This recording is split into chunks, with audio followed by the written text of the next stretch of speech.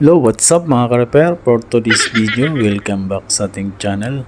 Ayan, may tanggap na naman tayo na Realme 6i. Ayan, nagbabibrate lang mga ka-viewers. Ang technique nito natin mga ka-viewers ay mahina yung supply ng battery mga ka-viewers.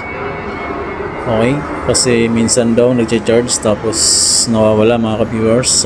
Unang first step natin ito mga ka-viewers, mga idol, ay sa battery fuse tayo tatap ng jumper wire mga lods para bumalik dati yung supply ng battery mga idol.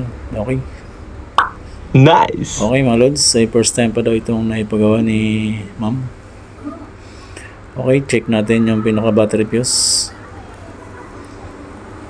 Okay, yan mga lods. Ayan, may fuse to na maliit dito sa malapit sa terminal mga boss. Yan mga idol. Ang gagawin natin dyan mga idol ay hindi na natin tatanggalin yung battery fuse. Yan, ang sikreto niyan mga idol ay magtatap lang tayo ng jumper wire dyan mga lods. Nice! Yan, isang magnetic jumper wire lang ang kailangan mga lods para safe yung ating motherboard mga lods. Wow! Okay. Tap na natin mga lods.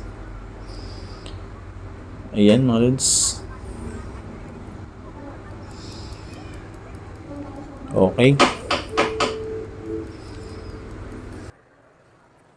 Okay, yan okay mga lods. Tap na natin.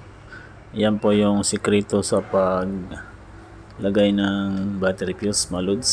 Huwag po natin ida-direct na directing ka mga lods kasi lalakas po yan ang supply ng battery.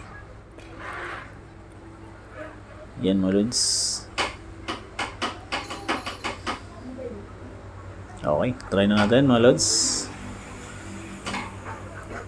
Okay, kanina mga lods ay wala pong lumalabas na indicator. Ayan.